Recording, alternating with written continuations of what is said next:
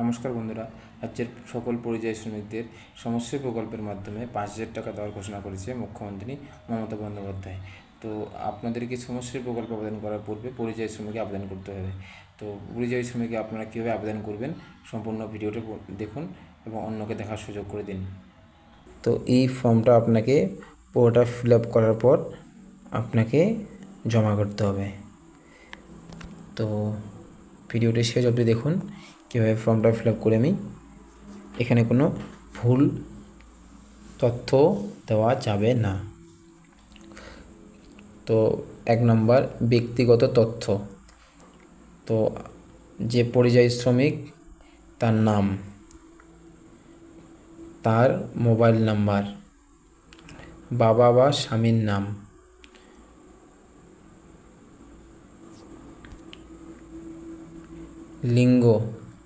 লিঙ্গ পুরুষ হলে পুরুষ, মহিলা হলে মহিলা। তারপরে ধর্ম, এখানে আপনার হিন্দু হলে হিন্দু, মুসলিম হলে মুসলিম, অন্যান্য হলে অন্যান্য, যার যে ধর্ম লিখে দিলেন। এরপর এখানে আপনাকে একটা পাসপোর্ট সাইজের ছবি লাগিয়ে দিতে হবে। তারপরে কি লিখছে, জাতি, F নম্বর জাতি, SC ST OBC জেনারেল, যার যেটা জাতি সেটা আপনি লিখে দিলেন। জন্ম তারিখ, মাস, সাল 3টা উল্লেখ করে দেবেন। আপৎকালীন ফোন নাম্বার, এখানে আপনার বাড়ির ফোন নাম্বার দিতে হবে। তারপরে লিখছে কি আধার নাম্বার, আধার নাম্বার, তো আপনার আধার নাম্বারটা এখানে বসাই দেবেন। খাদ্যসাথী রেশন কার্ড নম্বর, খাদ্যসাথী যে রেশন কার্ডটি আছে তার নাম্বার এখানে দিলেন। ভোটার কার্ড নাম্বার বা ইপিক নাম্বার, আপনার ভোটার কার্ডের নাম্বারটা এখানে দিয়ে দিলেন। এবার 1 নম্বর শেষ। 2 নম্বরে কি আছে, স্থায়ী ঠিকানা। তো আপনাকে স্থায়ী ঠিকানাটা আপনার ফিল আপ করতে হবে। তো মহকুমা, কোন মহকুমার মধ্যে পড়েন সেই মহকুমার নাম দেবেন। ব্লক হলে ব্লক দিবেন, মিউনিসিপ্যালিটি হলে মিউনিসিপ্যালিটির নাম দিলেন। গ্রাম পঞ্চায়েত বা ওয়ার্ড নাম্বার, গ্রাম পঞ্চায়েত হলে গ্রাম পঞ্চায়েতের নাম, ওয়ার্ড হলে ওয়ার্ডের নাম্বার। তারপরে থানা, তারপর হচ্ছে পিনকোড। তো এই সমস্ত কিছু এখানে দিয়ে দেবেন। তারপরে কি লিখছে, কর্মক্ষেত্রের ঠিকানা, মানে আপনি যে জায়গায় কাজ করতেছেন বা কাজ করতে যাবেন তার ঠিকানা। এখানে একটা দেখবেন উল্লেখ করেছে কি ABCD মধ্যে যে কোনো একটি, মানে এই 4টা যে আছে 4টার মধ্যে আপনাকে একটা ফিল আপ করতে হবে যেটা আপনার কাজে লাগবে সেটা। তো প্রথমত দেখব কি আমরা, যে সমস্ত আবেদনকারী ভারতবর্ষের মধ্যে পশ্চিমবঙ্গ ছাড়া অন্যান্য রাজ্যে কর্মরত তাদের জন্য, যারা ভারতের মধ্যে আছেন কিন্তু পশ্চিমবঙ্গ বাদ দিয়ে অন্যান্য রাজ্যে কর্মরত আছেন তাদের জন্য এটা। তো ভারতবর্ষ দেশের নাম, রাজ্য বা কেন্দ্রশাসিত অঞ্চলের নাম, থানার নাম। তো এটা হচ্ছে ফিল আপ করলেন যার এটা পড়বে। বি নাম্বার কী লিখেছে, যে সমস্ত আবেদন করে ভারতবর্ষের বাইরে কর্মরত আছেন, যারা ভারতের বাইরে মানে অন্যান্য দেশে কাজ করতেছেন তাদের জন্য এই ফর্মটা। তো এখানে দেশের নাম দিয়ে দিলেন, যে দেশে কাজ করতেছেন ওখানকার ঠিকানা, এবং অন্য দেশে গেলে পাসপোর্ট লাগে তো পাসপোর্টের নাম্বারটা দিয়ে দেবেন। তারপরে কি বলছে, 6 নাম্বার, যে সমস্ত আবেদনকারী ভারতবর্ষের মধ্যে পশ্চিমবঙ্গ ছাড়া অন্যান্য রাজ্যে কর্মে নিযুক্ত হবেন, যারা কাজে যাওয়ার জন্য প্রস্তুতি নিয়েছেন তাদের জন্য পশ্চিমবঙ্গ ছাড়া পশ্চিমবঙ্গের বাইরে অন্যান্য রাজ্যে। তো দেশের নাম ভারতবর্ষ দিয়ে দিলেন, রাজ্য বা কেন্দ্রশাসিত অঞ্চল হলে নাম দিলেন, থানা দিলেন, এটা হচ্ছে যেখানে কাজ করতে যাবেন তার ঠিকানা। তারপরে হচ্ছে কি লিখছে, ডি নাম্বারটা, যে সমস্ত আবেদনকারী ভারতবর্ষের বাইরে কর্মরত হবেন তাদের জন্য, যারা ভারতের বাইরে গিয়ে কাজ করেন তাদের জন্য বা কাজ করতে যাবেন তাদের জন্য এটা। যারা দেশের নাম, কর্মস্থলের ঠিকানা, পাসপোর্ট যে তৈরি করেছেন সেই পাসপোর্টের নাম্বারটা। তো 3 নম্বর শেষ। এবার 4 নম্বর, 4 নম্বর কী বলেছে আপনাকে এখানে, কাজের ধরন, আপনি কী ধরনের কাজ করেন। তো এখানে অনেক ধরনের কাজের নাম দিয়েছে, কৃষি, নির্মাণ কাজ, রাজমিস্ত্রি, ছুতার, ইলেকট্রিশিয়ান, প্লাম্বার, ইত্যাদি ইত্যাদি। তো আপনার যেটা আপনার কাজে লাগবে সেটা আপনি এখানে, আপনি যে কাজটা করেন সেখানে আপনি এটি এখানে বসে দেবেন। তারপরে কী লিখছে, বাইরে যাওয়ার দিন, মানে আপনি বাইরে কবে গেছেন তার সেই ডেটটা উল্লেখ করতে বলেছে এখানে। আর যারা যাননি, যাওয়ার জন্য প্রস্তুতি নিয়েছেন, সম্ভাব্য ডেট এখানে একটা বসাই দেবেন। তো এখানে লিখছে কি, প্রতিদিন কত টাকা পরিশ্রমিক, আপনি যারা কাজ করতেছেন তাদের পরিশ্রমিক কত টাকা লিখে দিলেন, এবং যারা কাজ করতে যাবেন তাদের পরিশ্রমিক কত দেওয়ার জন্য চুক্তি করেছেন সেটা লিখে দেবেন এখানে। এবার লিখছে কি, আপনি কি নিজে নিযুক্ত হয়েছেন কাজটিতে 5 নম্বরে, না এজেন্ট দ্বারা নিযুক্ত হয়েছেন, না এজেন্ট ছাড়া নিযুক্ত হয়েছেন, না অন্যান্য ব্যক্তি দ্বারা নিযুক্ত হয়েছেন। যদি এজেন্ট দিয়ে নিযুক্ত হয়েছেন তো সেই এজেন্টের বা অপর ব্যক্তির নাম দিলেন, এজেন্ট বা অপর ব্যক্তির মোবাইল নাম্বার, তার মোবাইল নাম্বারটা দিলেন এবং তার ঠিকানাটা দিলেন, ঠিকানাটা জিজ্ঞাসা করে ঠিকানাটা নিয়ে নেবেন। এবং যে কাজে আপনাকে নিয়োগ করলো ওখানকার যে নিয়োগকর্তা আছে তার নিয়োগকর্তার নাম, তার মোবাইল নাম্বার এবং নিয়োগকর্তার ঠিকানা।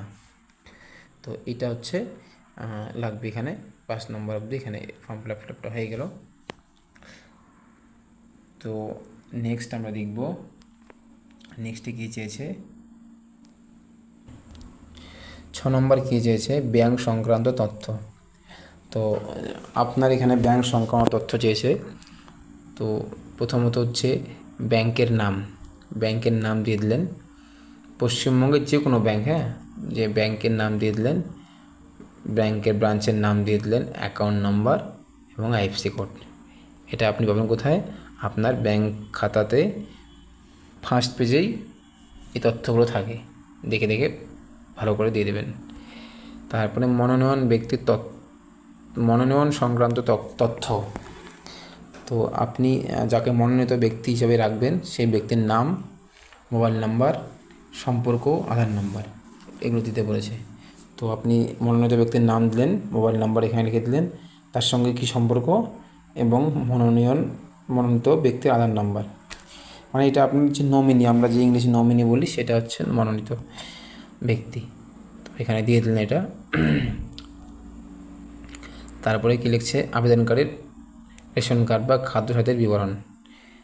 তো খাদ্যসাথী রেশন কার্ড যে আছে সেখানে উপরে দেখবেন আপনার ধরনটা আছে, সেই ধরনটা আপনি দেখবেন, এই ধরনগুলোর মধ্যে একটা যে কোনো একটা ধরন পড়বে সেখানে এখানে লিখে দেবেন। ও রেশন কার্ড আর খাদ্যসাথীর নাম্বার, রেশন কার্ডটার নাম্বার এখানে দিয়ে দেবেন। তো 8 নম্বরে দেবো, 9 নম্বর আসলো। 9 নম্বরে কী চেয়েছে, আপনার পরিবারের আছে কি, পরিবার কি আছে, যদি হ্যাঁ হয় তাহলে এটা কাজে দেবে, আর যদি না হয়, যদি আপনার না হয় তাহলে এটা আপনার কাজে দেবে না। তো যদি হ্যাঁ হয় তাহলে আপনাকে এখানে পরিবারের সদস্যর নাম, পরিবারে কে আছে তার নাম, লিঙ্গ পুরুষ না মহিলা, তার বয়স, আধার নাম্বার, তার সঙ্গে কী সম্পর্ক দিয়ে দিলেন। সেরকম করে 2 নম্বরটাও ফিল আপ করবেন সেম প্রসেসে, ফিল আপ করে বাস এখানে হয়ে গেল ওটা। তারপর লিখছে কি, স্থান দিলেন, আপনি কোন জায়গায় বসবাস করেন সেই জায়গার স্থান দিলেন, তারিখ দিয়ে দিলেন এবং আপনার স্বাক্ষর এখানে করলেন একটা। তো মোটামুটি ফর্মটা ফিল আপ শেষ। এবার আপনাকে সংযোজনী 1 এখানে একটা শংসাপত্র দিতে হবে, স্বস্বাক্ষরিত শংসাপত্র দিতে হবে। সেই শংসাপত্রতে কী লিখতে হবে, আমি শ্রীমতী কুমারী। তো আপনি শ্রী হলে শ্রী দিবেন, শ্রীমতী হলে শ্রীমতী, কুমারী হলে ওখানে টিক চিহ্ন মেরে আপনার নাম দিয়ে দিলেন এখানে, পিতা বা স্বামীর নাম দিয়ে দিলেন এখানে, আধার নাম্বার দিলেন, ভোটার কার্ড নাম্বার দিলেন, স্থায়ী ঠিকানা, অনেক বড় ঠিকানাটা আছে, পুরো ঠিকানাটা আপনি এখানে বসাই দিলেন। তারপরে আপনার হচ্ছে আমি এত দ্বারা জানাচ্ছে যে আমি, নাম দিলেন, তারিখ দিলেন, কোন পেশায় কাজ করতেছেন, ভারতবর্ষের মধ্যে কোন জেলা, কোন রাজ্য, ভারতবর্ষের বাইরে হলে দেশের নামটা দিন এখানে, কাজ যে যোগদান করেছি বা করব। তো উপরে প্রদত্ত তথ্য আমার জ্ঞান ও বিশ্বাস মতে সত্য, মানে এটা আপনি একটা শংসাপত্র দিলেন, স্বস্বাক্ষরিত শংসাপত্র। তো এইটা হচ্ছে আপনাকে দেওয়ার পর তারিখ সহ পরিযায়ী শ্রমিকের স্বাক্ষর।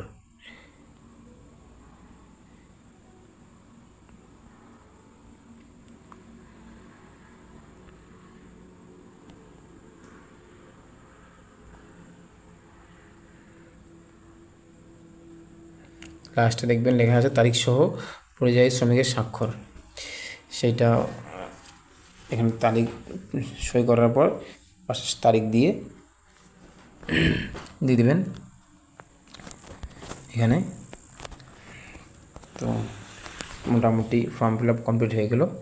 এবার এর সঙ্গে আপনাকে দিতে হবে যেটা পাসপোর্ট আকারের ছবি 1 কপি, বা আধার কার্ড নম্বর, মানে আধার কার্ডটা দিতে হবে জেরক্স, ব্যাঙ্ক পাসবুক জেরক্স দিতে হবে, আবেদনপত্র সহ সংযোজনী 1, এই সংযোজনী 1-এর কথা বলছে এখানে। তারপরে আপনাকে কি বলছে, বৈধ পাসপোর্টের সব প্রত্যয়িত কপি যদি তিনি বাইরের দেশে কাজে যুক্ত থাকেন বা যুক্ত হবেন, মানে যারা বাইরে কাজ করে দেশের বাইরে তাদের জন্য এটা পাসপোর্টটা। এবং 6 নম্বর কী চেয়েছে, ভোটার কার্ড নাম্বার বা এপিক নাম্বার, মানে এটা আপনার ভোটার কার্ডটা জেরক্স। তো এগুলো সমস্ত কিছু জেরক্স করে আবেদনপত্রের সঙ্গে যুক্ত করে আপনাকে আপনার বিডিও অফিসে জমা করতে হবে। এবং আপনার যদি পাশাপাশি আমাদের পাড়া আমাদের সমাধান ক্যাম্প বসে সেখানেও জমা করতে পারবেন, দুয়ারে সরকারের ক্যাম্প বসলে সেখানেও জমা করতে পারবেন। তো এই গেল আপনাদের ফর্ম ফিল আপ। তো আশা করি ফর্ম ফিল আপটা ফিল আপ করতে আপনাদের কোনো অসুবিধা হবে না। তো কীভাবে ফর্মটা ডাউনলোড করবেন একটু দেখবেন। প্রথমত ক্রোম ব্রাউজারে যাবেন, ক্রোম ব্রাউজারে গিয়ে এখানে টাইপ করবেন কর্মসাথী টাইপ করার পর সার্চ করবেন। সার্চ করলে একটা পেজ আসবে, সেই পেজের যে ফার্স্ট যে আসে ওটা লিঙ্কটা, ওই লিঙ্কে ক্লিক করবেন।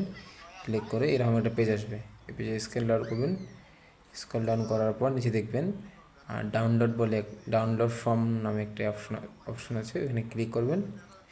ক্লিক করলে ফর্মটা ডাউনলোড হয়ে যাবে। এবার আপনি এটা দিয়ে কাজ করতে পারবেন। নমস্কার।